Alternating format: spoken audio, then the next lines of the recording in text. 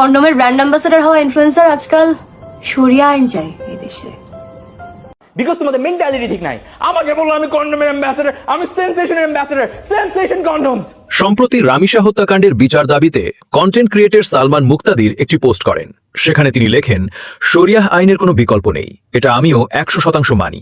আমি শরিয়াহ আইন চাই, কিন্তু শরিয়াহ আইনের নাম ব্যবহার করা ধান্দাবাজ হিপোক্রিট রাজনীতিবিদদের চাই না।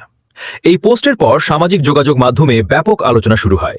তবে বিষয়টি ভালোভাবে নেননি অভিনেত্রী ও সঙ্গীতশিল্পী পারশা মেহজাবিন পূর্ণি। সালমান মুক্তাদিরের বক্তব্যের প্রতিক্রিয়ায় তিনি মন্তব্য করেন, কন্ডোমের ব্র্যান্ড অ্যাম্বাসেডর হওয়া ইনফ্লুয়েন্সার আজকাল শরিয়া আইন চাই এই দেশে, যার পুরো লাইফ শরিয়া আইনের সাথে সাংঘর্ষিক, টোটালি কন্ট্রাডিক্টরি। পূর্ণির এই মন্তব্য মুহূর্তেই ফেসবুক, টিকটক ও ইউটিউবে ভাইরাল হয়ে পড়ে। বিষয়টি নিয়ে সামাজিক যোগাযোগ মাধ্যমে তোলপাড় সৃষ্টি হয়। পরবর্তীতে সালমান মুক্তাদিরও একটি ভিডিও পোস্ট করেন। মেন্টালিটি ঠিক নাই। আমাকে বললো আমি কন্ডোমের অ্যাম্বাসেডর, আমি সেন্সেশন অ্যাম্বাসেডর, সেন্সেশন কন্ডোমস। ভাই তোমাদেরকে ধোয়ার আমার কোনো ইন্টেনশন নেই, তোমরা জোর করে এসে ধোয়া খাইতে চাও। আমি ব্র্যান্ড অ্যাম্বাসেডর কন্ডোম, আমি একটা বলে দিলাম হয়ে গেল।